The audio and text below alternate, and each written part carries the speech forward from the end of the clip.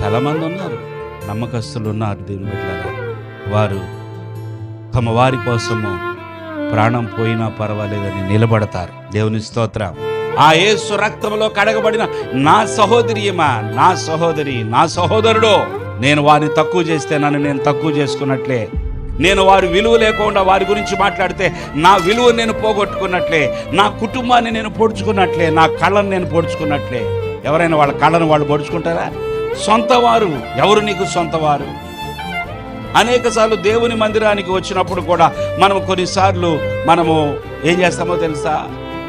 బంధుత్వం ఉన్న వారి ఎడల మనం ఒకలాంటి ప్రేమ చూపిస్తాము, బంధుత్వం లేకపోతే అంటే ఆత్మ సంబంధమైన బంధుత్వం కంటే శరీర సంబంధమైన బంధుత్వమే ఎక్కువ.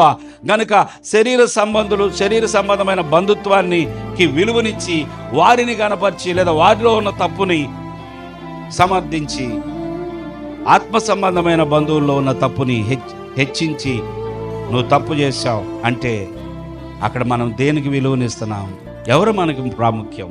మనం అందరము యేసు రక్తములో కడగబడి ఒక కుటుంబంలో ఒక ఇంటిలో ఉంటూ ఉండగా మనము ఒకరి ఎడలో ఒక ప్రేమ కలిగి సహనము కలిగి ఉన్నప్పుడు మనము మన కుటుంబమునకు వస్తున్నటువంటి మన బిడ్డలతో పాటు మనము పోరాటము కలిగి ఉంటే ఎలాగుంటుంది?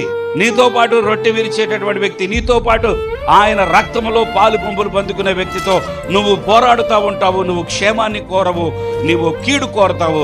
అలాంటప్పుడు నిన్ను దేవుడు ఎలా ఆశీర్వదిస్తాడు? నమ్మక ద్రోహం అనేది ఉండకూడదు పిల్లారా. దావీదు ఎంతో బాధను అనుభవిస్తున్నాడు, అందుకే ప్రార్థన చేస్తున్నాడు. దేవా, చెవియొగ్గి నా ప్రార్థన ఆలకింపము, నా విన్నపమునకు విముఖుడవై ఉండకము, నా మనవి ఆలకించి నాకు ఉత్తరమేమో.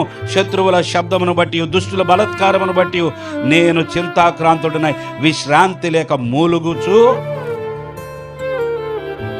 ఉన్నాను,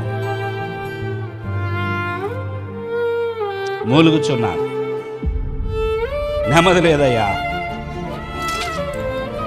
సంతోషం నాకు దూరం అయిపోయిందయ్యా, చింతాక్రాంతుడనై నేను మూలుగుతున్నానయ్యా. దయచేసి నా ప్రార్థన ఆలకించయ్యా. నా స్నేహితుడు నాకు నమ్మక ద్రోహం చేశాడయ్యా, నా కుమారుడు నాకు విరోధముగా కత్తి తీసుకొని బయలుదేరాడయ్యా.